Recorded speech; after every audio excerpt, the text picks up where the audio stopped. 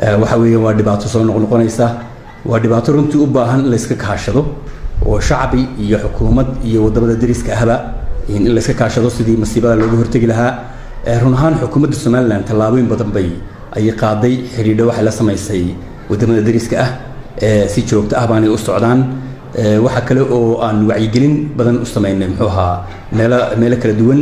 iyadoo mar walba laamihiina warbaahinta qaranka ay runtii muxuu ahaa arrimahaas iyaguna ay mowduucyo kala duwan kusoo qaataan laakiin tii muhiimka ay waxa weeyaan in dhalinyarada dadkan tahriibaya oo u badan dhalinyarada in runtii ay fahmaan in aanay xal ku ahayn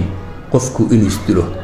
marka waa arrin u baahan in laga wada shaqeeyo xukuumaddu runtii aad iyo aad u dadaalaysaa wax la wixii awoodeenna ahna waxaan ku bixinaynaa inaynu gaarsanno oo gacanta ku soo dhigno oo sharciga horgeyno kuwa ka shaqeysta dhiiggaasi shacbiga ee tahriibayaasha ah kuwa wax tahriibinaya ee muxuu ahaa magafayaasha ah kuwaasi waxaan doonaynaa in dadweynaha reer Soomaaliland ay kala shaqeeyaan xukuumadda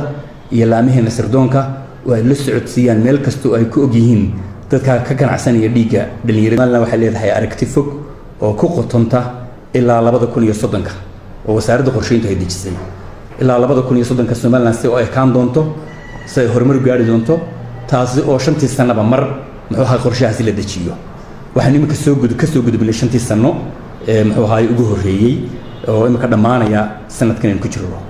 waxa markaa aanu bariyahanba gacanta ku haynay oo wasaaraddu gacanta ku haysay dejinta 5 sanadood qorshihii 5 sano ee qaranka ku shaqeyn lahaa ee dhinaca horumarka iyo muxuu ahaa sidaan ku higsan lahayn ku gaari lahayn qorshahan runtii